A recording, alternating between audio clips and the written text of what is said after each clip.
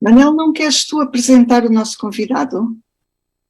Um grande abraço ao Nelson, agradecer a participação dele em mais uma sessão, nunca são demais, a este parece nós podermos ouvi-lo na terra dele, das coisas que no fim interessam a todos, mas também me parece que temos pouca gente, podemos ir falando entre nós, aproveitar também para termos uma companhia muito agradável. Eu não posso esquecer de quando também a Civis deve, por momentos difíceis que atravessámos e que foi o Martins Guerreiro que nos salvou das águas, não é? Ele, como marinheiro, mandou-nos a boia e isso fez que ainda estamos à superfície, não é? Tentando ser úteis. Enfim, ao Nelson, quando ele quiser falar e fazer esta conversa connosco, podemos ir aquecendo as palavras, porque as mentes já estavam prontas para isso. Nelson, agradecendo o Martins Guerreiro também nesta presença sempre pontual, não é? Lembrando daquilo que é a sua participação cívica, não é? E eu dizia, para além, não é para além dos mares, para além além mares, para além da sua terra, não é? Está sempre connosco. Obrigado também para ele, ao Filipe Pires por esta ajuda que nos está a dar, que eu desejo poder continuar, à Nídia por esta maravilha de termos uma presidente, não é? Obrigado, Nídia, por teres tido a coragem. Nelson, este desafio de falar nos tempos que correm e ter que lembrar que a democracia parece não estar saudável, assusta-nos, ou devemos ter outras posições para além do susto, de facto isto prega a muita gente. Olá, boa tarde. Manuel, a Nídia que já tinha cumprimentado, o Manuel Guerreiro também, e eu agradeço naturalmente o convite que a Civis me fez para estar aqui hoje nesta conversa. Eu não sei se podemos começar, enfim, ou seja, falar destas ideias, ou se vamos conversando para já informalmente até aguardar. Eu se calhar ia fazer aquilo que acho que tenho a obrigação de fazer, porque nós estamos a deixar uma gravação já no Facebook da Civis e alguém pode entrar daqui a bocadinho e apanhar a conversa do princípio, e então, por mais que estes que estamos aqui saibamos todos isto que eu vou dizer, eu sinto na obrigação de apresentar um bocadinho o Nelson Dias. Lembrar que o Nelson é um sociólogo, mestre em planeamento e avaliação de processos de desenvolvimento, que tem sido consultor do Banco Mundial, do governo português, de muitos municípios em regiões de Moçambique, do México, da Rússia, de Portugal, evidentemente, para a implementação de orçamentos participativos, e que tem, de facto, uma experiência larguíssima nesse campo, que também tem sido consultor das Nações Unidas e do Governo de Cabo Verde para a implementação de orçamentos participativos em Cabo Verde, no Governo Federal do Brasil, com a concepção de uma Estratégia Nacional de Desenvolvimento de Cidades de Média Dimensão, que tem inúmeras publicações, coordenou 2 edições do livro Esperança Democrática, Orçamentos Participativos no Mundo, bem como do Atlas Mundial dos Orçamentos Participativos. E, para além disso, como Manel já bem disse, é natural de Faro e é um amigo de velha data da Civis, que já deixou muitas marcas aqui nas nossas atividades. E por isso é com muito gosto que lhe agradecemos hoje aqui a presença e que lhe passamos o microfone para fazer a sua introdução ao tema, apresentar o que muito bem lhe apetecer E depois esperemos que daqui a bocadinho as pessoas vão entrando e consigamos fazer um período de debate que é também sempre um momento alto destas conversas, é que nós aproveitamos a excelência do nosso orador para sacar um bocadinho mais de conversa. Faz favor. Muito obrigado, Nídia, pelas palavras e reforço também este agradecimento pelo convite. Saúdo a iniciativa da Civis, que mantém, digamos, uma atividade relevante na cidade de Faro, de reforço da cidadania. Enfim, nós não temos uma cidade propriamente muito dinâmica e, portanto, todos os esforços de cidadania que possam ser empreendidos são de saudar, e a Civis é já uma marca com história na cidade, não é? A este nível. O convite que me fizeram hoje, enfim, é um tema que nós continuamos a ter na agenda, porque é um tema bastante atual, e que é refletirmos sobre o poder local no contexto de retrocesso das democracias. E se olharmos para aquilo que eu estou a dizer, retrocesso das democracias, eu já não estou a falar simplesmente em crise das democracias. Portanto, já não estou a falar em palavras mais suaves. Apesar de crise já ser bastante negativa, eu hoje tenho que utilizar o termo retrocesso. Porquê? Porque as democracias estão a recuar no mundo. E, portanto, todos os dados dos observatórios internacionais, publicações que são dedicadas a esta matéria, nos dizem que ao longo dos últimos 12 a 13 anos temos vindo a assistir a um recuo dos regimes democráticos no mundo.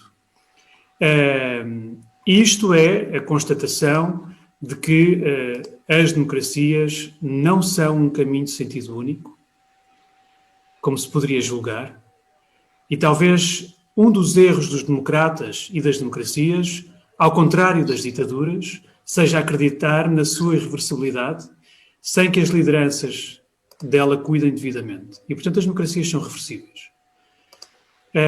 E, portanto, isto significa que está em curso uma nova onda, a terceira onda de autocratização no mundo e, portanto, de afirmação de regimes mais autocráticos, mais autoritários, e essa onda de autocratização, ela está a ser construída à custa de democracias que se consideravam consolidadas. E, portanto, o modelo que nós encontramos hoje como mais dominante no planeta, e segundo os últimos dados que temos, muito recentes, do ano transato, estamos perante uma maioria de regimes autocráticos relativamente a regimes democráticos. E, portanto, dentro destes regimes autocráticos há um modelo dominante que são os chamados regimes híbridos. Híbridos, ou também designados de democracias iliberais, ou autoritarismos liberais ou competitivos, que são, no fundo, uma nuvem cinzenta de países cujos regimes são muito complexos e difíceis de desmontar na medida em que eles combinam elementos democráticos com elementos antidemocráticos. E, portanto, são regimes dissimulados. E, portanto, o que está em causa é que as democracias já não se desmoronam por intermédio de uma revolução ou de golpes de Estado, enfim, salvo raras exceções, como aconteceu agora em Myanmar, por um golpe militar, mas as democracias modernas, elas caem aos poucos através do enfraquecimento das suas instâncias fundamentais, como os tribunais, a comunicação social e mesmo as formas organizadas da sociedade civil. E, portanto, trata-se de um processo de erosão dos regimes democráticos através daquilo que se chamam recuos graduais sob fachadas legais. Ou seja, sob uma fachada legal, há recuos nos regimes democráticos ao ponto de eles deixarem de ser democráticos e, portanto, entrarem no campo da autocratização. E, portanto, a estratégia desta vaga de autocratização é clara: aceder ao poder por intermédio de um processo eleitoral e, portanto, através de uma eleição, para, a partir do poder, provocar a erosão da democracia e a institucionalização da ditadura. Enfim, nós estamos a assistir a isto, não é? Em muitos países, E também estamos a assistir a isto em Portugal, ao crescimento de forças não democráticas dentro de processos eleitorais, sob uma fachada democrata, mas que no fundo tem uma ambição de transformação do regime. E não no bom sentido.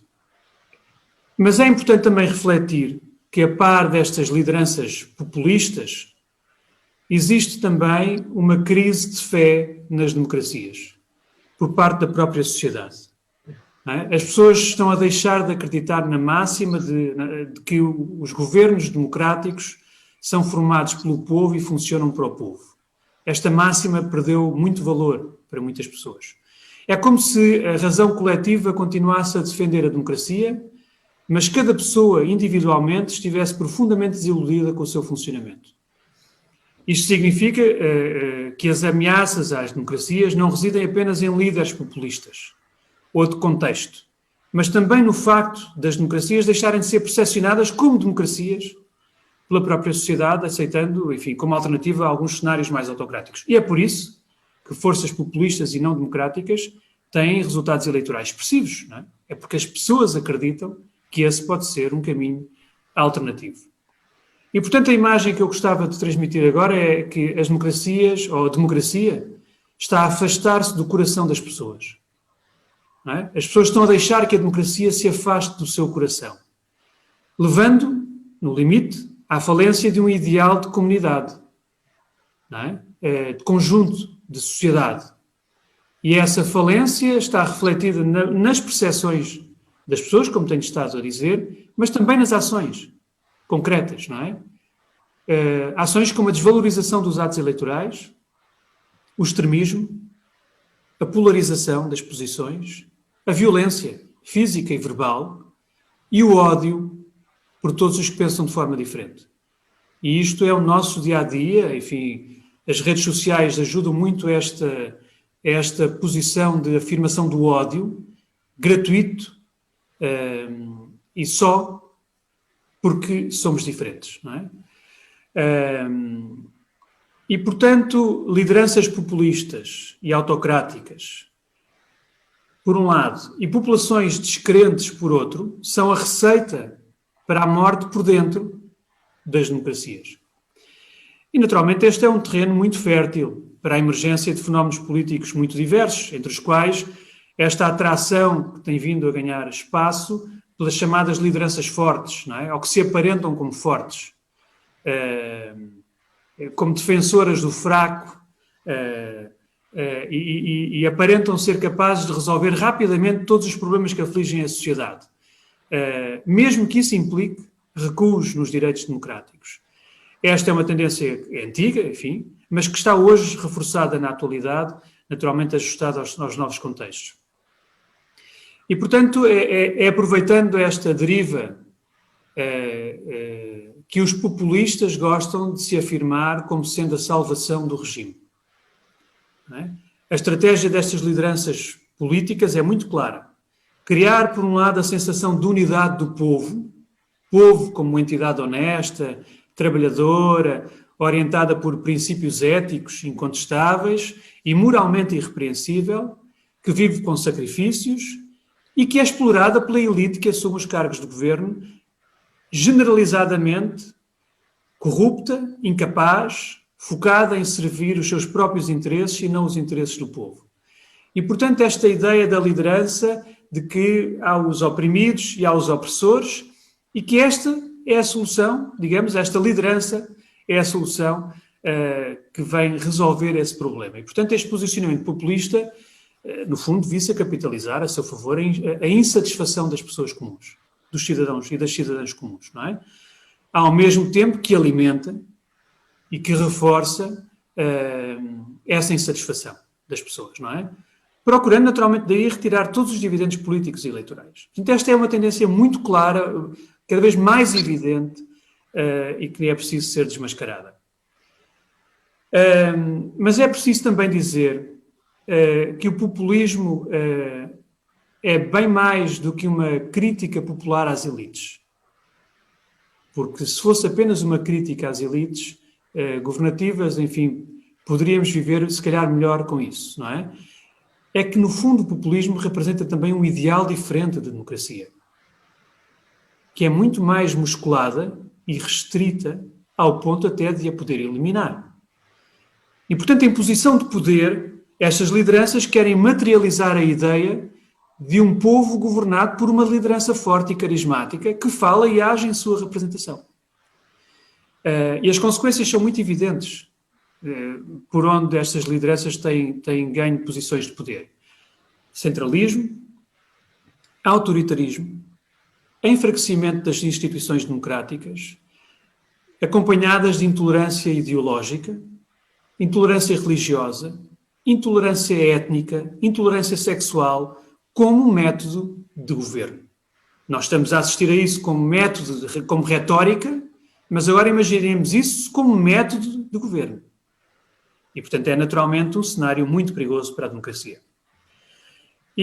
Portanto, a ideia do povo, a ideia de um povo que vota de acordo com posicionamentos ideológicos, ou que utiliza a eleição como marcação de um posicionamento ideológico e como projeto de uma sociedade, deixou de valer como fundamento inabalável do regime. Ou seja, hoje são múltiplas e diversas as racionalidades que dão origem ao voto de cada pessoa, não é? Incluindo também aquelas que exercem este direito como uma forma de protesto ou castigo das elites, dando assim corpo àquilo que se pode chamar uma democracia negativa ou de rejeição. E esta democracia negativa ou de rejeição, que utiliza o voto como arma de arremesso, não como uma opção ideológica, mas apenas como arma de arremesso, esta democracia tem vindo a crescer e tem sido aproveitada amplamente por estas lideranças populistas que parasitam no sistema político. E, portanto, é como se as eleições se tivessem transformado numa expressão de desencantos, não é? Onde se soma tudo. Se somam os abstencionistas, os desiludidos, os revoltados, e onde o debate das ideias deu lugar, sobretudo, a slogans muito simplistas e à mera propaganda e às chamadas notícias falsas, não é? Ou às fake news. O que é complexo no meio de tudo isto é que as elites políticas não foram apanhadas de surpresa. Portanto, ninguém pode dizer que foi apanhado de surpresa por esta tendência. Eu gostaria, por exemplo, que as elites políticas, que no meio desta pandemia têm prestado muita atenção à ciência, prestassem a mesma atenção à ciência política e social que há anos refere a existência de uma crise das democracias e uma crise de confiança nas instituições. E nós estamos a chegar a um ponto em que essa crise está a transformar-se num processo de reversão das democracias. E, portanto, o prejuízo é hoje naturalmente maior.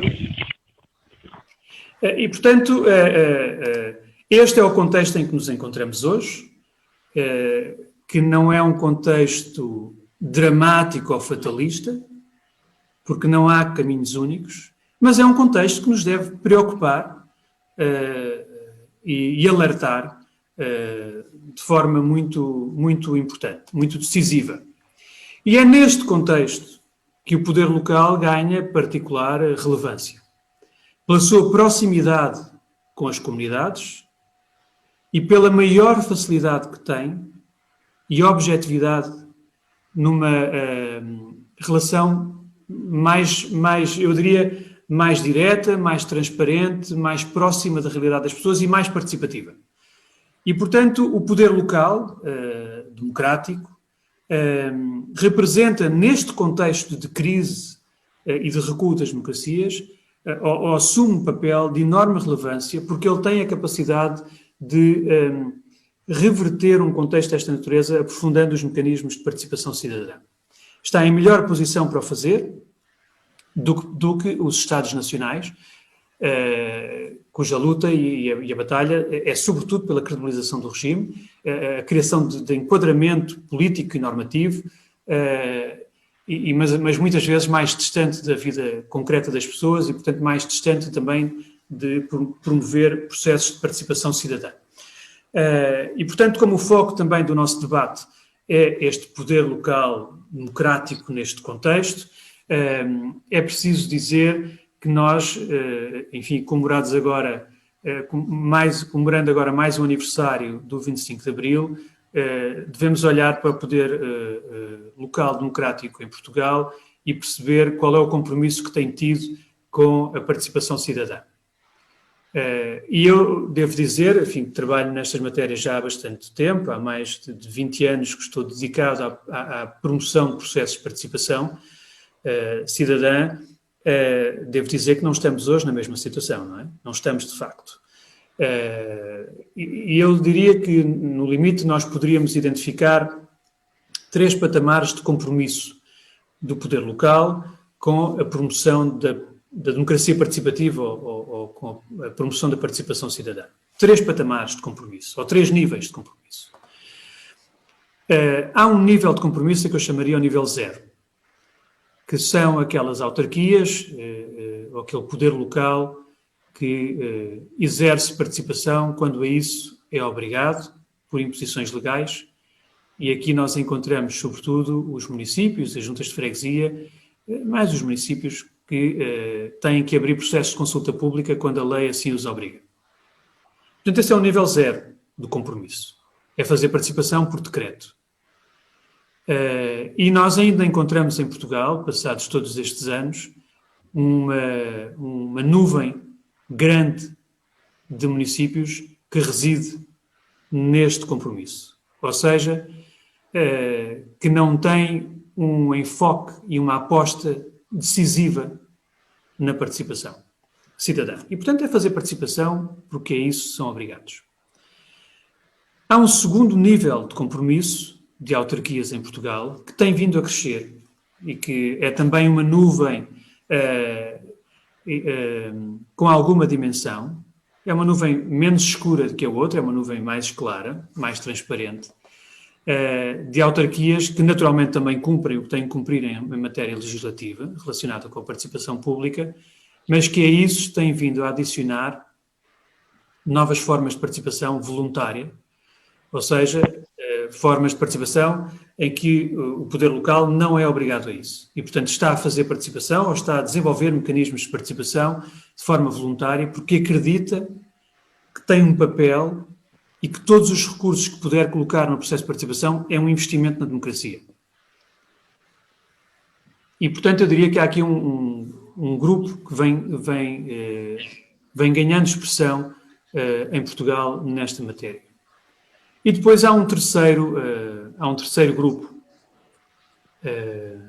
Mas antes de entrar no terceiro grupo, ainda uma referência a este segundo grupo para dizer o seguinte. É aqui que nós vamos encontrar, por exemplo, municípios que estão hoje implicados em desenvolver processos como fóruns de cidadãos, painéis de cidadãos, orçamentos participativos, assembleias públicas ou debates públicos sobre políticas locais, planos estratégicos e, portanto, é aqui que nós vamos encontrando este universo de autarquias que vão fazendo participação de forma voluntária, mas nem sempre de forma organizada ou sistémica, digamos assim. E depois há um terceiro grupo de autarquias, há um terceiro nível de compromisso com a participação, onde nós vamos encontrar um número ainda reduzido de municípios portugueses que completam naturalmente os 2 níveis anteriores, ou seja, fazem o que têm que fazer em matéria legal de participação, voluntariamente acrescentaram mecanismos de participação às suas políticas locais, mas estão num passo à frente, ou seja, estão a criar um sistema local integrado de participação, que no fundo é composto por diferentes ferramentas de participação, mas pensadas e geridas de forma articulada, como uma política pública. Como se existisse um plano municipal de participação composto por vários mecanismos, espaços, ferramentas, etc., dispositivos de participação pública. É um número ainda reduzido de autarquias, mas que nos vem dizer o seguinte, que a nossa democracia tem estado a viver abaixo das suas possibilidades. Não é? Uma frase conhecida por outros contextos, e conhecida ao contrário, de que dizia que os portugueses têm vivido acima das suas possibilidades, eu gostaria de dizer que a democracia portuguesa tem vivido abaixo das suas possibilidades e pode viver bem acima, porque há muito espaço para crescer em matéria de participação cidadã e não só há espaço, como há necessidade. E o poder local está numa posição privilegiada para o fazer, tem todos os mecanismos para o fazer, falta apenas, às vezes, vontade política. E não é por falta de recursos.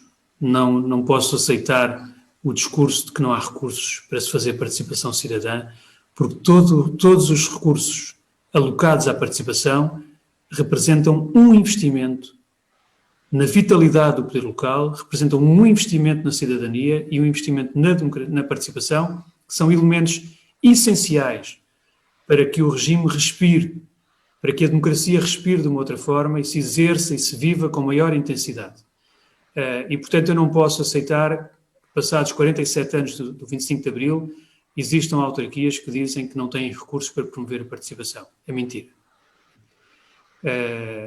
E, portanto, há hoje, felizmente, inúmeras práticas de sucesso em Portugal, é preciso dizer isto também, porque há muitos bons exemplos. Eu sei que a Civis também me convidou para esta conversa, porque tem acompanhado, enfim, alguns dos seus elementos, o trabalho ao nível dos orçamentos participativos, que tenho vindo a desenvolver, mas eu hoje não venho trazer orçamentos participativos. Eu hoje venho trazer um outro tipo de prática, enfim, se assim estiverem de acordo, que é um tipo de prática de participação que tem sido exercida por algumas autarquias em Portugal, que eu para já passei a designar de cuidadores e cuidadoras do território.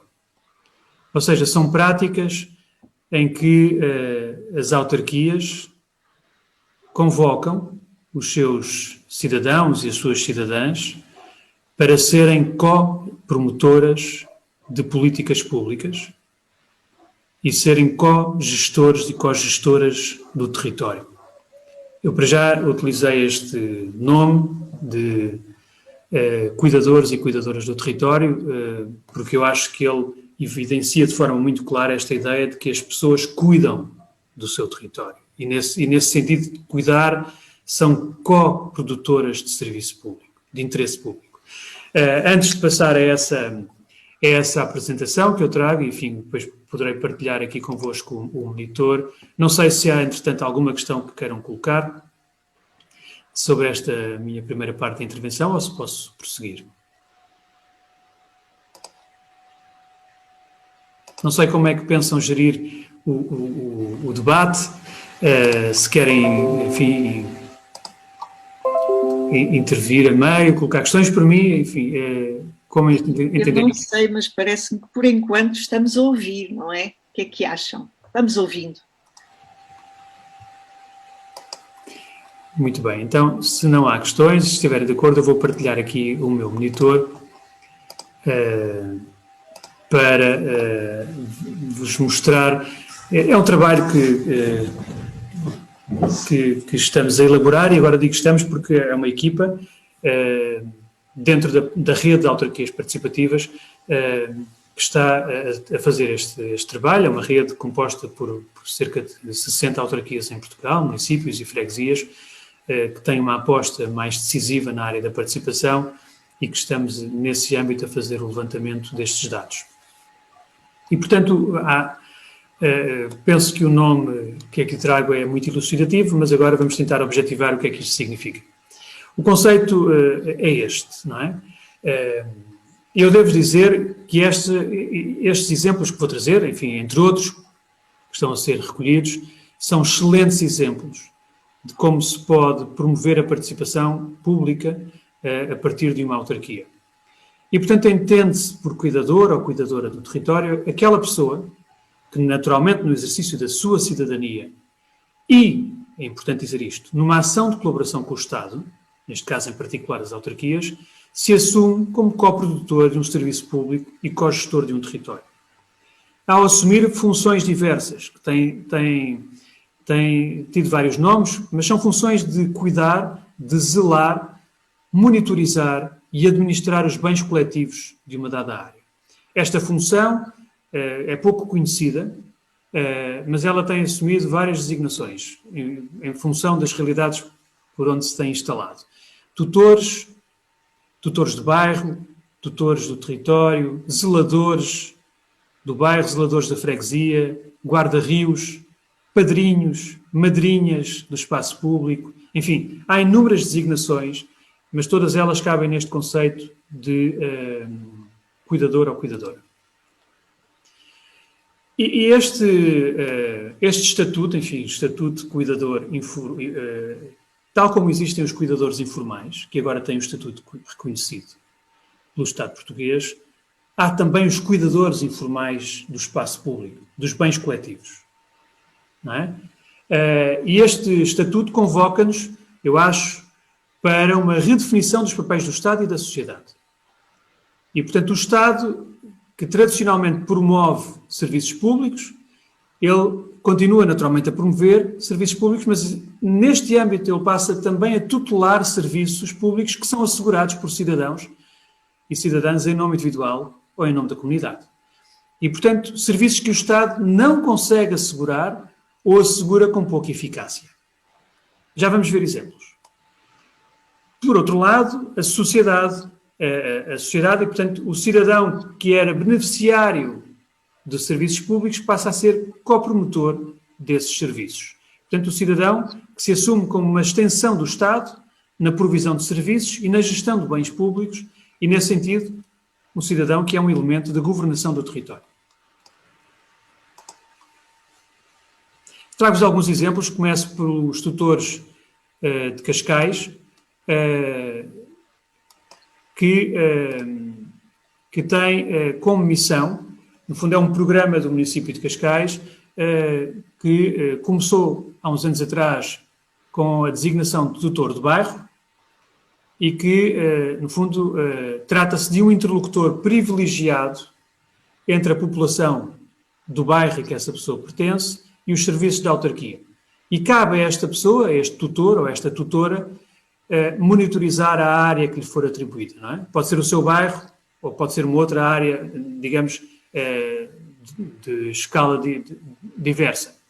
E, portanto, cabe-lhe monitorizar o estado de limpeza urbana, o estado dos espaços verdes, a recolha de resíduos, os espaços de jogos e de recreio, as calçadas, a pavimentação, a iluminação pública, o estacionamento, viaturas abandonadas na via pública, segurança pública, animais errantes, enfim, outras situações anómalas que acontecem, enfim, nas nossas cidades, nos nossos espaços públicos, e que com este programa o território passa a ter um conjunto de pessoas que são tutoras desse espaço e que ajudam a sinalizar estas situações junto da autarquia.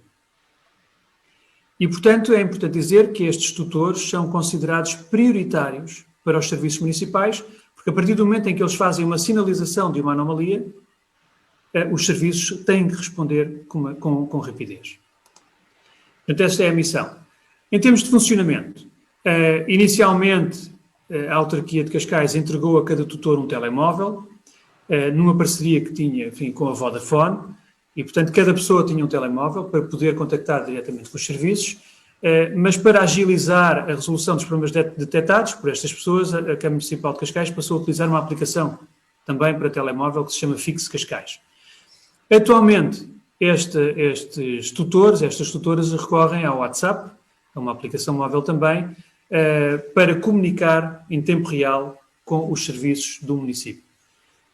Desde o lançamento desta iniciativa, há bastantes anos atrás, foram feitos, para termos uma ideia, mais de 20 pedidos de intervenção no espaço público, com uma taxa de resolução de aproximadamente 98%. Qual é a cobertura que estes serviços têm hoje no município de Cascais?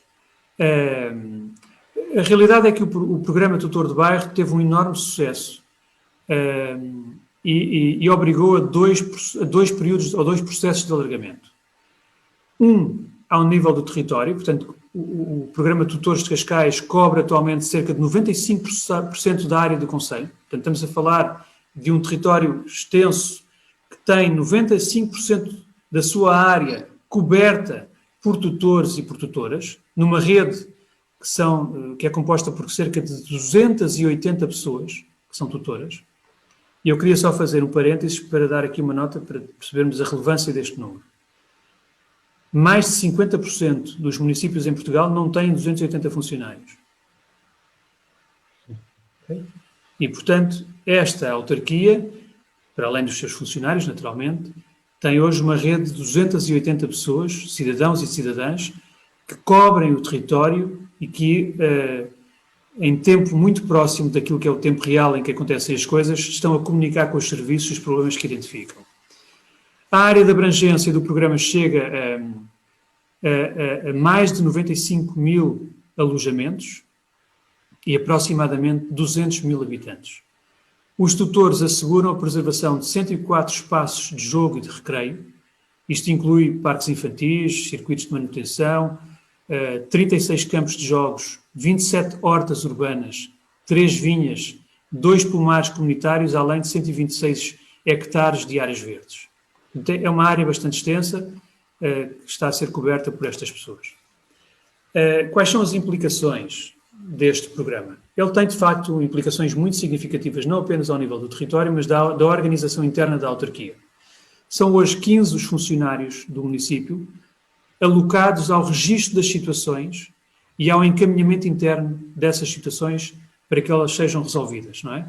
Estamos a falar de várias unidades como a de ambiente, urbanismo, trânsito, mobilidade, polícia municipal e marítima, empresas municipais, etc.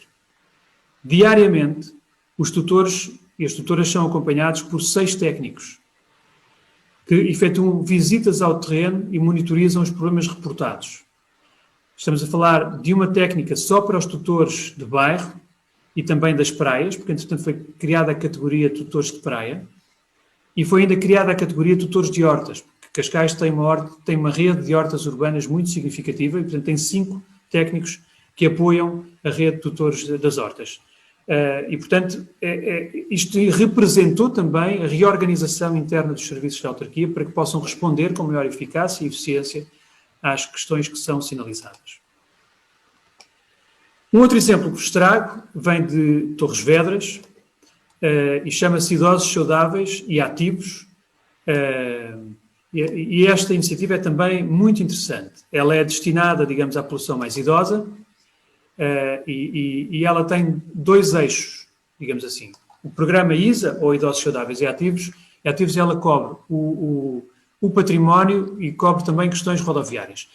Os idosos saudáveis e ativos ligados ao património, no fundo, a ideia é integrar cidadãos aposentados em locais de interesse público, nomeadamente em igrejas que estavam fechadas ao público, porque não havia capacidade dos serviços para as manter abertas e visitáveis, e, portanto, colocar estes idosos a cuidar destas igrejas, a abrir as portas, a atender o público, a assegurar a visitação desses espaços.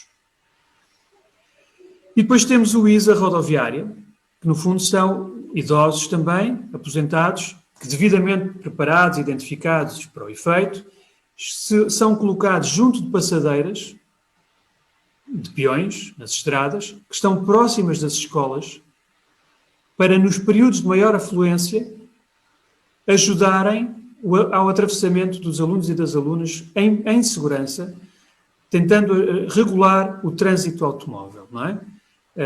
E, portanto, aqui uma função clara de segurança nas vias públicas. Como é que funciona este trabalho? Os participantes são selecionados anualmente, estas pessoas mais idosas, e, portanto, estão num regime de rotatividade e anualmente são priorizadas as pessoas que ainda não participaram, e elas são organizadas por equipas de 2 pessoas, ou seja, cada equipamento tem 2 idosos, digamos assim. Estas pessoas recebem formação prévia para que possam garantir o bom funcionamento das igrejas, proporcionam as visitas guiadas aos interessados, contribuem para uma análise mais aprofundada do perfil desses visitantes, para saber quem são essas pessoas que visitam as igrejas, os padrões de visita, e isto fazem através, por exemplo, de instrumentos de recolha de informação qualitativa, não é? O projeto tem um impacto significativo na comunidade, dado que estas igrejas têm recebido por ano uma média aproximada de 60 mil visitantes. Eram os espaços que estavam fechados antes deste programa.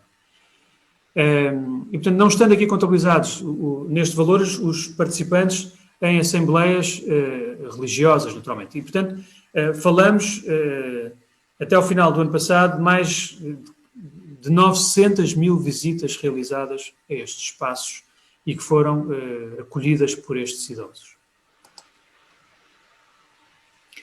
A cobertura deste ISA, o património, assenta na criação deste circuito, enfim, que podem ver aqui na imagem, que é um circuito turístico histórico, que inclui 9 igrejas do concelho de Torres Vedras, que passaram a estar acessíveis ao público todos os dias da semana, com exceção da segunda-feira. O projeto é assegurado por cidadãos que cumprem estes critérios que aqui estão. Residem, portanto, em Torres Vedras, têm idade igual ou superior a 55 anos e em situação de aposentação.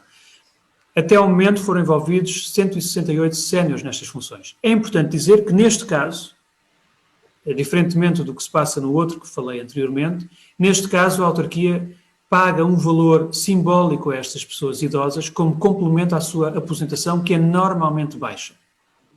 E, portanto, é uma forma de complementar os recursos que estas pessoas têm pelo serviço que prestam à comunidade.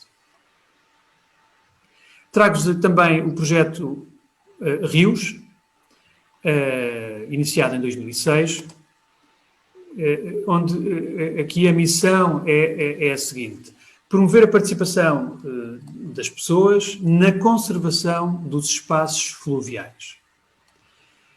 A implementação deste projeto, no fundo, pretende dar resposta a algo que é muito evidente em muitos territórios, que é a alteração ou a deterioração da qualidade dos rios e a falta de um envolvimento efetivo dos utilizadores e da população em geral, não é? E, portanto, cursos de água que se têm vindo a degradar, a poluir, a perder qualidade ambiental e, portanto, trata-se de promover a participação dos cidadãos e das cidadãs na preservação deste recurso. Como é que funciona? Ele é baseado no voluntariado ambiental, portanto, o projeto prevê a divisão das linhas de água, sejam eles rios ou ribeiras, em troços de 500 metros. Imaginem, portanto, uma ribeira. Imaginem uma ribeira no concelho de Faro. Para sermos mais objetivos, apesar de estarmos a ser transmitidos pelo Facebook, qualquer pessoa nos pode ver, mas imaginemos uma ribeira no concelho de Faro e ao longo da sua extensão, essa ribeira é dividida em troços de 500 metros. E cada 500 metros são adotados por municípios, por grupos de municípios que assumem a função de cuidar desses 500 metros, visitando essa área, monitorizando o seu estado, reportando anomalias e, se for o caso, também ajudando na sua manutenção, na sua limpeza. Não é? Os adotantes, digamos assim, podem ser grupos, no mínimo 4 pessoas, podem ser famílias, podem ser grupos de amigos, podem ser associações locais, podem ser clubes desportivos, podem ser escolas, etc., que assumem este compromisso, não é? Realizar pelo menos 2 visitas por ano ao troço que lhes foi atribuído e fazer o reporte, digamos assim, a monitorização e o reporte das situações. Para termos uma ideia, este é um projeto de âmbito nacional, portanto, desde 2006 estamos a falar de mais de 500 troços de ribeiras e rios adotados em 141 municípios do país. Estamos a falar de mais de 280, quase 290 quilómetros de rios e ribeiras adotados em 20 distritos, 730 monitores em 45 cursos de formação, porque estas pessoas recebem formação antes de assumirem essas funções, de guarda-rios, é uma função de guarda-rios, e, portanto, estamos a falar de mais de 50 mil pessoas envolvidas nestas atividades. E era isto que tinha para trazer hoje. Peço desculpa se me estendi na apresentação e espero ter tido uma apresentação equilibrada, ou seja, entre uma visão mais complexa e menos positiva no início sobre o estado da democracia, a uma visão mais positiva de como é possível a uma autarquia mobilizar os seus cidadãos para que sejam coprodutores, cogestores do território. Isto não representam gastos públicos, isto representa um investimento na democracia, na cidadania e até na eficácia e na eficiência dos serviços públicos da autarquia. Portanto, basta querer fazer participação e menos desculpas e menos ação. Muito obrigado e fico agora naturalmente à vossa disposição.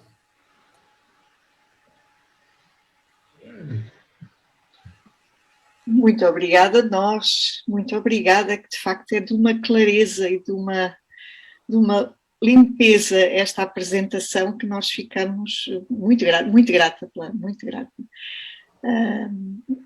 O microfone está aberto, digam de vossa justiça. Eu fiquei... madame, eu levantei primeiro. Faz favor. Não, porque eu prefiro falar antes do meu amigo. Ok. Porque depois deixo também dicas, não é? Nelson, é assim, referir à primeira parte, a mais dramática, talvez, não é? A parte dramática da nossa conversa. Tu disseste bem, este é um processo, esta abertura, não é, da entrada do inimigo, não é? Não teve que arrombar a porta, não é? A porta ficou aberta, está aberta há muito tempo, e a verdade é que são os partidos democráticos, não é? E aquilo que são os seus responsáveis, não só ao nível do exercício do poder institucional, mas também ao nível da população em geral, não é? Que não olharam, não estão a ver esta avalanche, e mais grave, faz lembrar da história da machadinha, não é? Pendurada no teto, se ela cair é capaz de ter alguém, não é? Isto é dramático, não é? Que é a primeira questão. E eu arrisco-me a dizer que enquanto não houver reconciliação dos democratas, não é? E isto não é voltar atrás ao 25 de Abril e àquilo que foi a resistência democrática ao fascismo.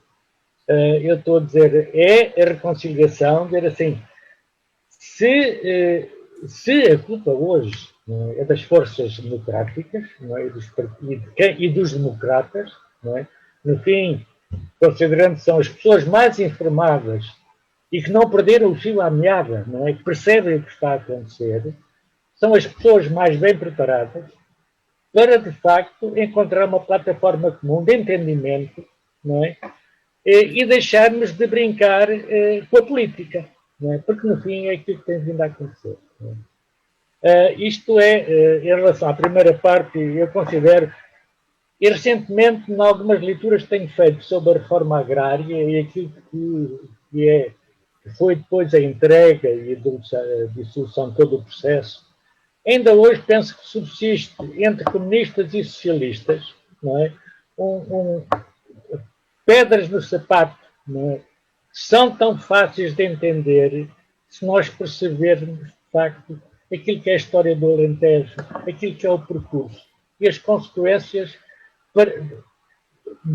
no qual as pessoas, digamos, o povo alentejano foi arrastado, não é? Para as situações do qual não tinha outra saída, senão aquilo que de facto na realidade aconteceu.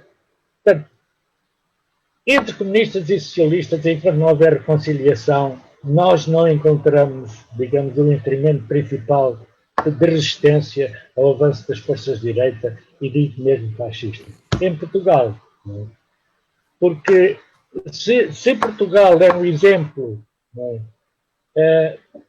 Da libertação do fascismo sem ser por um golpe militar, não é? Mas sim por uma revolução, não é? Que tem dimensões populares, e o Martins Guerreiro aqui estará para corrigir. Também é ao nível da população, e aí eu ia entrar na segunda parte.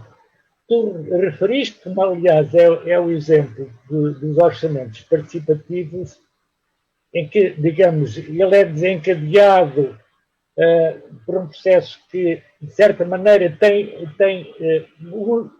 vai buscar exemplos, ou seja, o início, e tu me poderás corrigir, é um exemplo que vem de cima, de certa maneira, e do qual se toma posse, desenvolve e se apropria, se torna. E o exemplo de Portugal, dos orçamentos participativos e daquilo que tem sido o vosso trabalho, é o reflexo.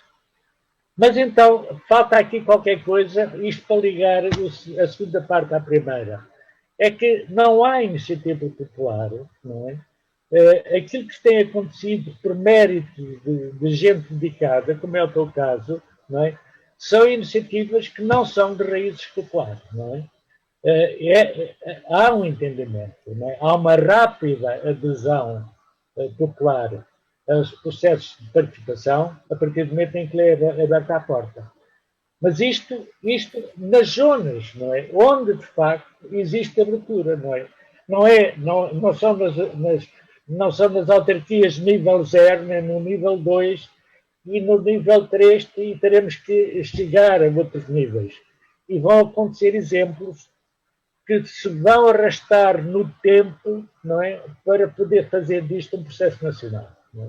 Há aqui um outro fator que, quanto a mim, enfim, quando a CIVI se constituiu, existia a ProURB, havia, nesse período, tinham sido criadas várias associações que tinham o mesmo objetivo que tem a CIVI. Eu penso que a CIVI é quase a única sobrevivente deste processo, não é? E por isso as dificuldades também que tem tido. Não vale a pena chorar no molhado.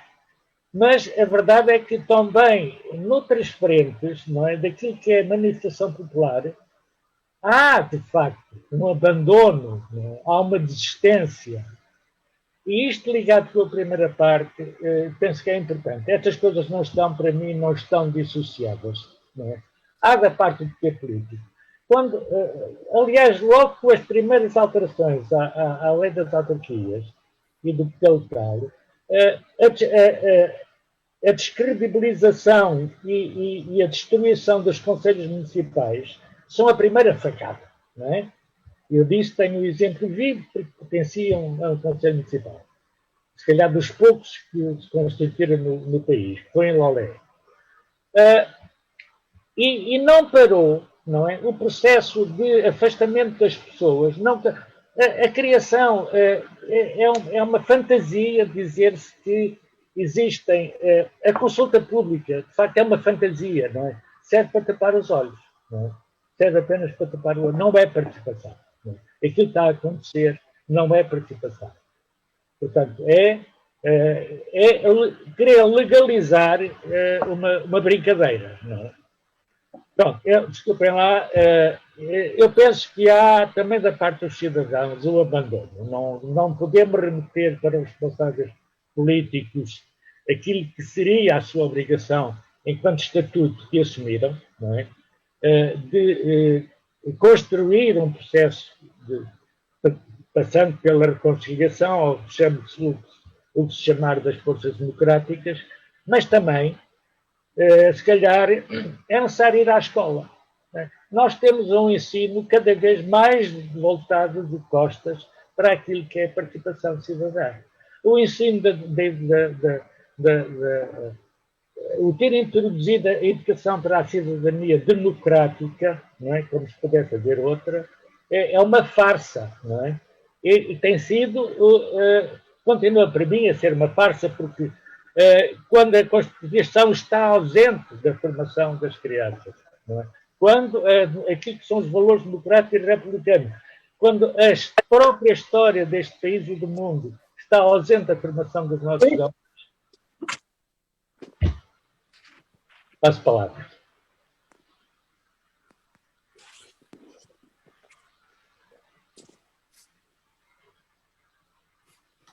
Não sei se posso falar agora ou se o Nelson responde. Eu acho que é melhor ser o Manuel a falar, porque, quer dizer, porque o Manuel Dias, enfim, o Manuel Dias fez várias observações, eu poderia comentar, mas não é propriamente uma resposta, não é uma pergunta, digamos assim. Pois, está bem. Então eu avanço também com alguns comentários e depois com considerações Bom, isto são mais comentários e reflexões que propriamente perguntas diretas, mas, bem, primeiro que tudo, quer dizer que tenho muito gosto em estar aqui hoje e depois de ouvir o Nelson Dias, já ganhei o tempo, não é? Já ganhei ter vindo, porque além de ter o prazer de estar convosco, não é? Aliás, ontem já tinha estado com o Manel Dias noutra, não é? Que por acaso até se liga a esta. De maneira que, muito obrigado por esta oportunidade, e ao Nelson, julgo que em tempos falámos há uns anos sobre o orçamento participativo e exatamente sobre a experiência de Cascais, parece-me que era, porque eu também andava interessado nisso aqui para o Oeiras. Bom, mas agora sobre os riscos da democracia é evidente que está muito bem caracterizado, ao nível de cima e ao nível de baixo, vem a esperança de baixo. Bem, como tudo, isto é sempre muito complexo e cada vez é mais complexo, quer dizer, por vezes há muito esta tendência do bipolar, ou é bom ou é mau, ou é 0 ou é 1, quer dizer, o nosso raciocínio humano ainda é muitas vezes feito dessa maneira bastante bipolar. E como as coisas cada vez são mais complexas e a sociedade é mais complexa, é evidente que nós próprios temos que ver se conseguimos ultrapassar isso. Eu aqui nesta experiência de, digamos, de participação de base, que o Nelson falou, felizmente verifica alguns desses elementos de uma resposta mais complexa e não um sim ou não, e não apenas isto ou apenas aquilo. Felizmente verifica isso. No outro, digamos, do perigo que a democracia corre e ser conquistada por dentro por forças não democráticas, é evidente que hoje a situação é diferente, mas nós já vivemos isto, o fascismo foi assim. Quer dizer, foi por vias democráticas, quer em Itália, quer na Alemanha, os fascistas e os nazis ascenderam ao poder. Quer dizer, é uma experiência histórica que pelo menos os democratas hoje têm que saber que isso pode morrer por aí. E realmente morre, não há dúvida que morre, está claramente em redução, e estou perfeitamente de acordo com o Nelson, não há dúvida que está em redução, mas como é que se pode dar resposta a isto? O Nelson assinalou aqui duas instituições que estão a ser gravemente erudidas, que é a justiça e a comunicação social. Há outras também, mas estas duas são fundamentais, realmente. Uma sociedade democrática sem uma justiça em que os cidadãos acreditem é muito grave. Mas a justiça não é um poder democrático. Aliás, sobre esta reflexão das sociedades democráticas e das democracias, é importante também ter esta noção que só o poder político é que tem alguns aspectos democráticos. Eu digo alguns, porque não é tudo. Os outros poderes, a grande maioria, não são democráticos. Quer dizer, a justiça não é um poder democrático, a economia ainda muito menos, não? A religião também não, é evidente, e mesmo hoje dentro do Estado republicano, eu já agora adianto para colocar este problema, para ajudar a questão complexa, não é? Hoje dentro do Estado republicano, que ainda, o nosso Estado ainda é republicano, embora esteja em transformação, sem nos darmos bem conta disso. Os poderes políticos democráticos, quer o governo, quer a Assembleia da República, estão a criar mecanismos não democráticos de poder, alegremente, e aí são todas as forças, e eu fico muitas vezes surpreendido com isso. Quer dizer, estas chamadas autoridades, reguladores e reguladoras, são uma coisa incrível, porque são criadas, digamos, por via democrática, mas eles não são nada democráticos. Eles funcionam durante um período perfeitamente definido, como querem, e o poder político não assume a responsabilidade daquilo, porque diz isso é com a autoridade da comunicação social, ou é com a autoridade da energia, ou é com a autoridade de não sei quê, além de que algumas destas autoridades são mesmo independentes do ponto de vista económico, porque alimentam-se de taxas que nós pagamos para outras coisas. Portanto, e depois estes indivíduos têm vencimentos incomparavelmente superiores ao Presidente da República ou ao Primeiro-Ministro, o dobro ou o triplo. Eu há anos apercebi-me disto por um homem responsável pela energia. E fiquei surpreendido, mudou o governo, ele tinha um ano de exercício, mudou o governo, demitiu e pôs outro. E eu fiquei surpreendido porque fiquei à espera que ele protestasse. Mas não, o homem não protestou, aquilo via-se mesmo que era uma discriminação partidária. Eu digo, isto não pode ser. Depois, passados uns tempos, percebi. Ele estava feliz da vida porque ele tinha um período em que recebia o vencimento obrigatoriamente durante 5 anos, quer tivesse a ocupar funções ou não. Portanto, o governo, a nomear outro, passou a pagar o vencimento a 2 durante aquele período. E o homem ficou lá felizmente, ficou em casa mais 4 anos a ganhar 12.000 euros por mês, não é? E isto tudo alegremente e tal. E coisas destas estão a suceder em várias áreas. Mas eu agora não vos alongo sobre isto, já escrevi sobre isso e já tenho falado. E há uns anos fiquei muito alarmado, logo no princípio, quando o Costa foi para o governo, dele uma vez na Assembleia da República, alguém o questionou da oposição questionou sobre um assunto e ele disse, não tem nada a ver com isso é com a autoridade reguladora. Ora, como é que o poder executivo democrático pode alienar o poder regulador? É evidente, se o Estado tem poder executivo, nunca pode alienar o poder regulador. Isto é perfeitamente absurdo. Bom, mas isto é uma questão que eu lanço agora até para a reflexão do Nelson Dias. Portanto, nós estamos a perder, de facto, um Estado democrático, um Estado republicano, por várias vias, por dentro, pelo próprio Estado e pelos poderes políticos que o exercem, que foram eleitos por nós, e, por outro lado, por fora, por estes mecanismos todos que estão a ser criados, não é? E, naturalmente, isto tem a ver com o neoliberalismo, com o crescimento do neoliberalismo, e depois com esta afirmação dos poderes não democráticos, os casos da Polónia, da Hungria, não sei o quê, na Europa são escandalosos, mas a própria União Europeia está a contribuir para isso, ou aceitá-los, ou não lhes fazer censura, ou deixá-los continuar. É evidente que, quando quiser resolver o problema, já não consegue, já não tem força para resolver.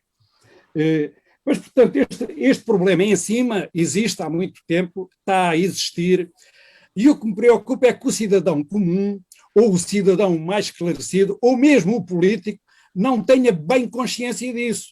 Porque é o que eu digo na Assembleia da República, todos ficam alegres e satisfeitos ao nomear uma entidade independente. Às vezes é a esquerda que propõe, outras vezes é a direita, outras vezes não sei quem. Eu digo, estão pura e simplesmente a destruir o Estado sem terem bem a noção disso. Portanto, em relação à comunicação social, nós, por acaso, aqui no âmbito de um grupo onde eu estou, de um grupo de cidadania, andamos a discutir este problema da comunicação social, que, de facto, por via a comunicação social como está, é muito insatisfatória, quer dizer, é muito grave como isto está. E então, o alinhamento internacional ainda é mais grave. Se o neoliberalismo se afirma em termos económicos, e financeiros, claro, é evidente, no aspecto da comunicação social isto é gravíssimo. É que aí nós nem percebemos bem quais são os centros de comando, mas que há um mainstream internacional, é evidente que há, e vai tudo atrás, e então a comunicação portuguesa vai atrás disso, apesar de nós termos órgãos de comunicação públicos.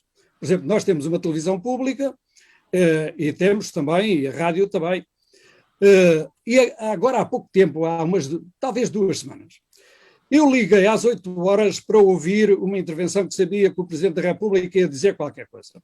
E liguei o Canal 1, que é o que eu costumo ligar.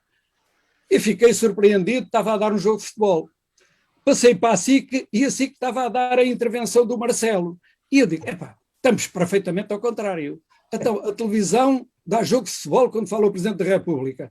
E a privada ouve-se o Presidente da República. Portanto, realmente estes órgãos de comunicação sociais públicos ainda estão piores que os privados. Portanto, aqui temos que atuar. Em termos de cidadãos, nós temos que atuar. Não sei bem como, mas temos que atuar porque isto está a degradar-se muito. Portanto, estamos a discutir esse assunto, começámos a pensar na criação de um novo órgão de comunicação social. Agora, aliás, no debate de ontem até surgiu uma ideia interessante. Provavelmente temos que nos focar exatamente nos órgãos de comunicação públicos, que já existem, portanto, vamos lá ver se isto trabalham mesmo para os cidadãos, em vez de estarem a trabalhar não se percebe para quem, não é? Em que o pivô do público é claramente mais agressivo e pior e mais defensor de interesses não públicos do que os privados, não é? Então, nos casos da pandemia, nós assistimos a isso. A maneira como tratam este problema é uma coisa de jogos de futebol, de rankings de primeiro, de segundo, quem está à frente, quem está atrás, quanto mais mortos há, mais estamos à frente no ranking. Enfim, este tem sido um verdadeiro desastre em termos de comunicação, de valores e de princípios. Bem, portanto, nesta área da comunicação social, como noutras áreas, eu julgo que nos temos a organizar a partir da base. E aí eu estou perfeitamente de acordo com o Nelson e com estes exemplos de base, estes felizes exemplos de base, porque se nós trabalharmos na base, ao fim e ao cabo é ir ao encontro do que diz o Manuel Dias, quer dizer, o cidadão também não se pode demitir das suas responsabilidades, porque também tem responsabilidades nisto, não é dizer, eles que façam, a culpa é deles, a responsabilidade é deles, não é? Também é nossa. Portanto, nós também temos que ser exigentes e temos que criar mecanismos na base e desenvolvê-los para exigirmos quer aos que estão no topo, quer ao poder mais próximo, que é realmente das autarquias. E, de facto, estes exemplos das autarquias que foram apresentados são muito bons. Eu, por acaso, sabia que a autarquia de Cascais, por acaso até é uma autarquia PSD, não sei se as autarquias do Partido Socialista ou da CDU têm bons exemplos destes. Por exemplo, em Almada, sei que do ponto de vista associativo e desportivo, realmente há iniciativas muito boas, mas não sei bem como é que as coisas estão. É importante que haja que a autarquia apoie isso e fomente, mas se não apoiar e fomentar, têm que os próprios cidadãos tomar iniciativas nesse domínio, porque é mais fácil, têm que se organizar e tomar iniciativas. E eu julgo que isso é extremamente importante, articulando as várias coisas, de cima e de baixo, porque isto não é só esperar que façam de cima, nem só esperar da alternativa que seja feito tudo de baixo. Tem que haver aqui movimentos conjugados e temos que articular posições, quer de uma maneira, quer de outra. Por outro lado, os cidadãos, os movimentos de cidadania, têm que ser muito mais afirmativos e têm que se organizar muito mais. Quer dizer, o cidadão realmente tem que participar mais. Por isso, estruturas como a Civis, ou como a Rede de Cidadania, que eu sou um dos animadores aqui de Oeiras, ou como outras cá pelo país fora, tantas associações que há, é evidente que têm que ser dinamizadas e têm que ser mais ativas em tornar a cidadania mais forte, mais presente e mais exigente. Nas escolas também, e em todos os sítios, quer dizer, estas associações de natureza cívica que existem pelo país fora, desde a Associação 25 de Abril a tantas outras, realmente temos que congregar esforços. E para isso as rádios locais e a comunicação social é muito importante. Como é extremamente importante estas iniciativas do poder local, que eu fico muito feliz, como a Câmara PSD tenha desenvolvido isto em Cascais, a da Oeiras ainda não desenvolveu, apesar da Oeiras termos tentado fazer algumas coisas, por exemplo, eu não tinha bem ideia destes representantes de bairro ou destes promotores de bairro, nós há anos tentámos fazer isso aqui, em alguns bairros destes bairros, como é que eles chamam a isto? Quem em Cascais há muitos e Oeiras também, são os bairros de habitação, digamos, fornecida pela Câmara, não é? Há vários bairros desses, e realmente haver um local ou haver gente localmente eleita, em alguns casos há associações, mas haver mesmo o representante, o indivíduo que articula com a Câmara, é um passo significativo, é um passo importante. Claro que para isto é preciso haver o acordo da Câmara e haver quem na Câmara receba as coisas, haver os serviços, não é? Tem que haver articulação. Mas se o cidadão for exigente e for participativo e se mostrar, é evidente que a Câmara está mais sensível, porque a Câmara tem que ser eleita também dali a 4 anos outra vez, isto os cidadãos conhecerem, saberem quem são, se eles articulam, se eles respondem bem ou não, é de facto importante. E participar nas assembleias municipais e nas assembleias de freguesia, porque há de facto um grande alinhamento da cidadania e é raro participarem.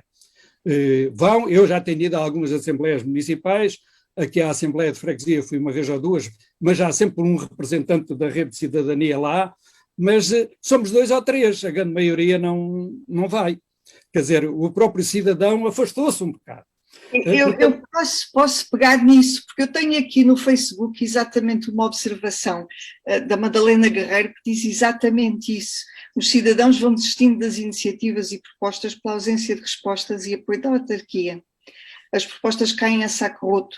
A maior parte das vezes somos ignorados e quando há resposta é apenas para tentar a paralisação. Eu acho que isto vinha muito a propósito disso e sem querer tirar-lhe a palavra, porque gostamos sempre muito de ouvir, eu se calhar acho que talvez fosse o momento de pedirmos ao Nelson que comentasse alguma coisa. Exatamente.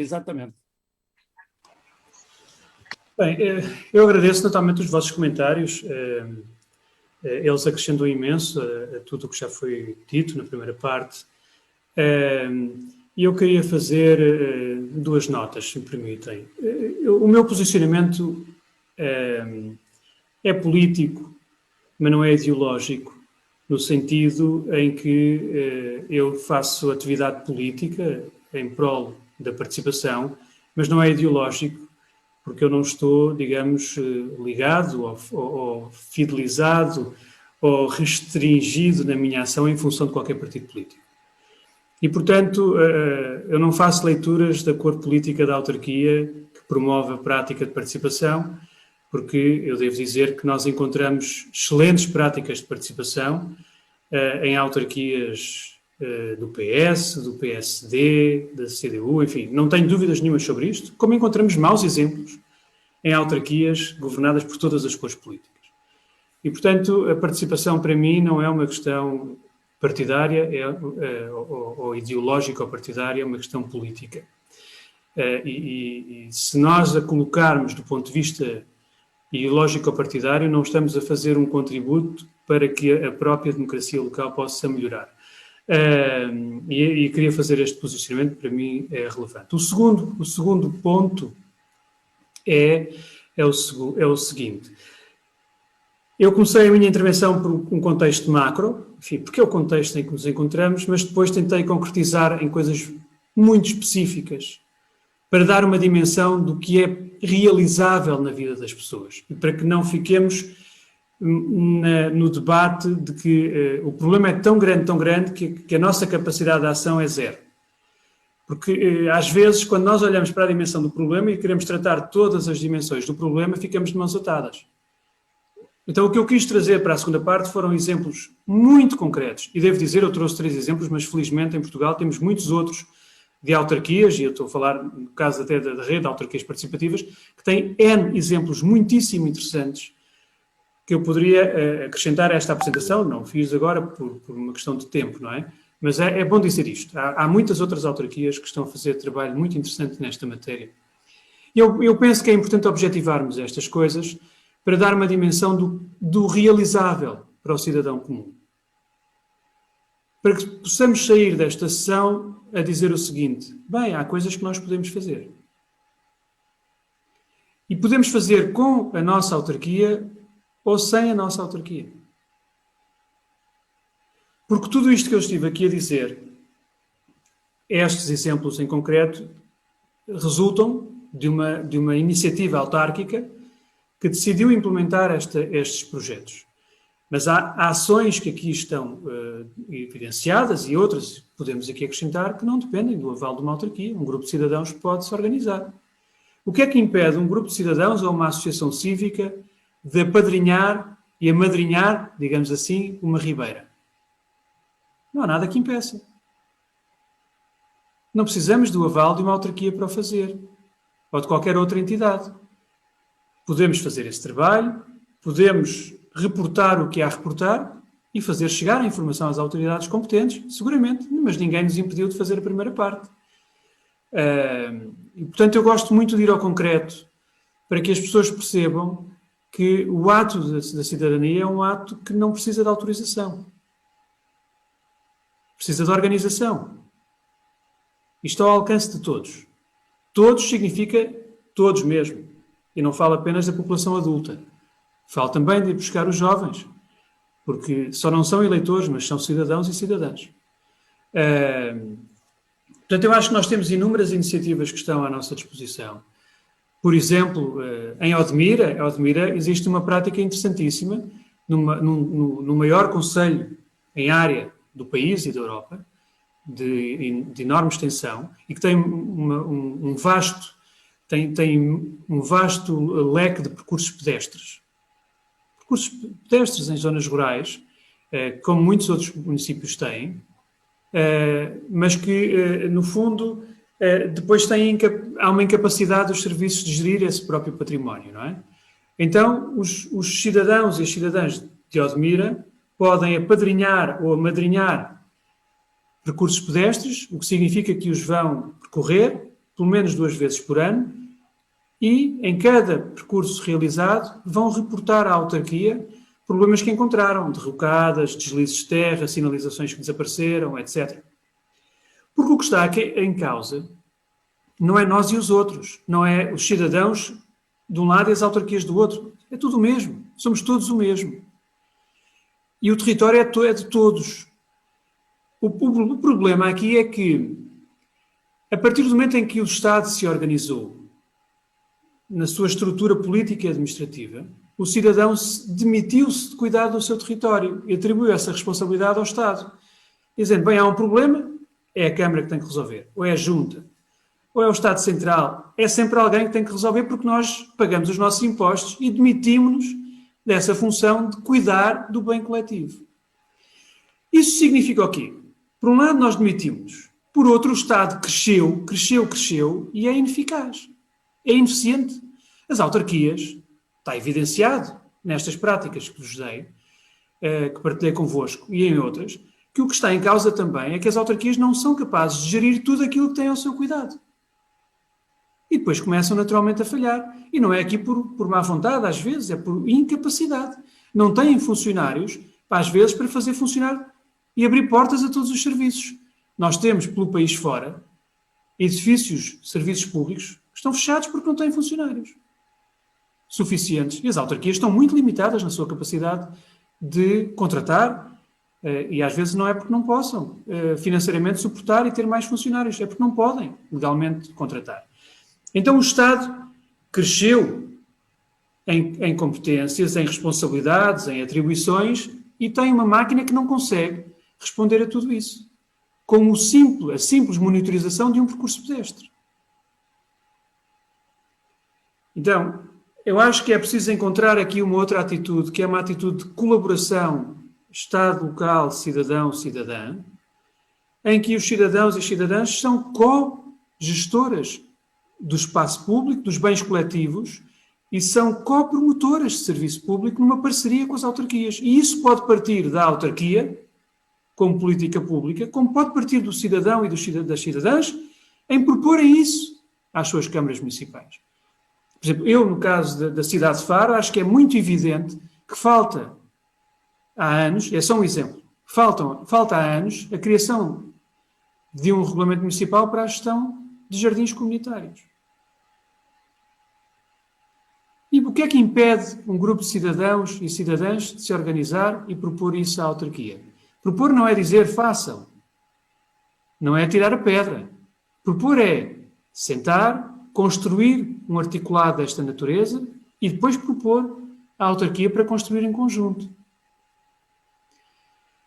Há hoje, noutras zonas do país, isso está a acontecer, autarquias que estão a construir regulamentos municipais para a gestão de jardins comunitários ou hortas comunitárias, mas hortas é mais comum, jardins comunitários é menos comum. Mas nós encontramos hoje, em Faro existem, há canteiros, há zonas da cidade, há áreas verdes da cidade que são mantidas pelos cidadãos. E depois vamos entrar em conflito, porque há um grupo de cidadãos que está a cuidar daquele canteiro e chegam lá os serviços autárquicos e cortam tudo. Não é? Nós temos N exemplos desses a acontecer. Há uma insatisfação generalizada na cidade de Faro, e não só, na forma como os espaços verdes são geridos. E as árvores são podadas, etc, etc. Faz falta um regulamento municipal para esta matéria. Porquê que os cidadãos e as cidadãs não se organizam e não propõem? E porquê que há tantas áreas verdes que estão descuidadas? A autarquia não tem capacidade, os serviços públicos não têm capacidade de os gerir. Mas os cidadãos podem o fazer de forma comunitária, propondo uma relação de parceria com a autarquia. É um exemplo. Nelson, quero tomar a palavra, obrigado. Queria porque estou aqui vendo o Facebook que está ativo e há aqui duas observações que eu achava interessante trazer para todos. Temos aqui a Rafaela Schaefer a dizer: acham que exista uma forma de diminuir o prestígio e poder dos cargos públicos, aproximando-os dos cidadãos? Na Grécia Antiga, todos os cidadãos que assumiam um cargo político durante a vida recebiam preparo e isso era normal. O que acham disso? E ainda a propósito daquilo que estávamos a dizer antes, a Madalena Guerreiro acrescentava: o voluntariado da água tem este voluntariado nas ribeiras do Algarve, com grupos de jovens, séniores e escolas. Portanto, de facto, nós às vezes também estamos aqui na aldeia, não vemos as casas há coisas mais perto do que aquilo que nós imaginamos. E eu, já que estou no uso da palavra, aproveitava para fazer uma provocação. Eu sei que esta conversa já está longa e daqui a pouco temos que ir à nossa vida, ou pelo menos o Nelson tem mais que fazer que aturar-nos, nós estamos aqui deliciados. Mas eu gostava de trazer para a discussão um argumento que não sendo propriamente só, não é tanto pelo que eu sinto com ele, se bem que sinto alguma coisa, que é o argumento do, então, mas se nós, enquanto cidadãos voluntários, assumirmos tarefas que achamos que seriam devidas à autarquia e aos órgãos do poder local, não estamos a roubar com o nosso voluntarismo trabalho remunerado a cidadãos que precisavam de emprego? Isto é uma coisa que eu gostava de ver aqui um bocadinho mais debatida.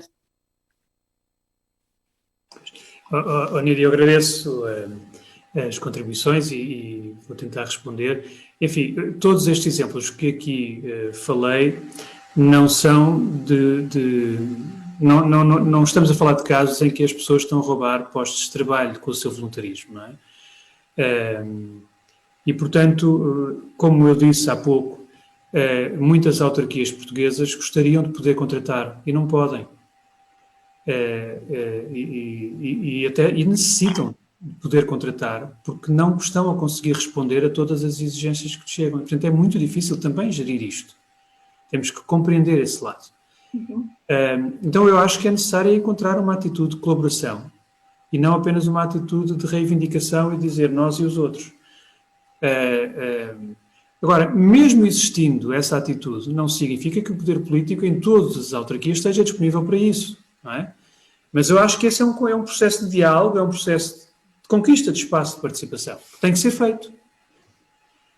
Mas tem que ser feito de uma forma que é a forma correta, que é na forma do diálogo e da proposição, e não na forma de vamos atirar uma pedra, porque eles não estão a fazer, aqueles bandidos, não é?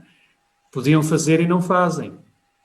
Às vezes não lhes ocorre, não conhecem, não têm e-mails para pôr o pessoal a pensar sobre o que é que podiam fazer, mas a sociedade tem muito conhecimento e tem muito boas ideias que pode propor ao seu poder local. E eu estou convencido que isso pode acontecer em qualquer território. Portanto, para responder à sua questão, eu considero que nós não estamos a tratar estes casos como substituição do emprego remunerado, penso que não seria o caso. E em alguns destes casos até estamos a falar, como vimos em Torres Vedras, idosos, portanto aposentados, que é uma excelente forma de envelhecimento ativo, muito mais, diria eu, do que apenas organizar excursões ou caminhadas com os idosos, não é? Porque isso é colocar os idosos com os idosos, é organizar tudo para os idosos, e neste caso que nós vimos é diferente, é uma valorização social e política do idoso na sociedade, que ele pode desempenhar uma função útil, uma função pública reconhecida por todos os escalões etários, e portanto não é organizar atividades para os idosos, é valorizar o idoso. Em relação à questão que a Rafaela Graça colocou no Facebook, segundo a questão, portanto, eu estou aqui a ler, portanto, acham que existe uma forma de diminuir o prestígio e o poder dos cargos públicos, aproximando-os dos cidadãos? Ora bem, eu acho que é exatamente o contrário. Quando um político, um governante, se aproxima do cidadão e da cidadã para promover a sua participação, não está a perder prestígio nem está a perder poder. Está a ganhar legitimidade na sua ação e está a partilhar poder. Não está a perder, está a partilhar e não perde prestígio. Reforça a sua legitimidade na ação. Porque é muito evidente nos dias de hoje, e faço a primeira parte da nossa conversa, que as eleições já não são suficientes para tranquilizar as pessoas relativamente à legitimidade de tudo o que são decisões políticas. Precisamos de mais do que apenas uma eleição. Porque já nos vimos até onde é que nos levam as eleições em alguns casos.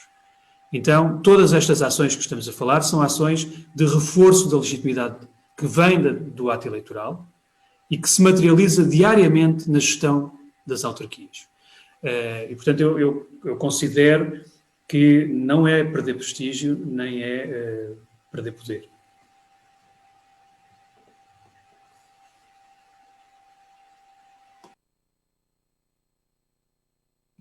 E o que é que me dizem? Ficamos por aqui? Há mais alguma questão pertinente a avançar? Estamos cansados. Muito obrigada, Nelson. Muito obrigada a todos. Tivemos poucos aqui neste Zoom, mas a coisa vai mexendo no Facebook e eu estou convencida que vai continuando a mexer nos próximos dias e parece-me que é como ponto de partida para uma sequência de ações. Esta foi uma entrada com o pé direito e uma visão muito, muito clara e muito lúcida que nos ajuda muito a continuar a pensar estes assuntos, estes temas. Muito obrigada, Nelson, muito obrigada a todos e muito boa tarde. Obrigada, boa tarde e continuação de bom trabalho para a Civis. Saúde para todos. Obrigada.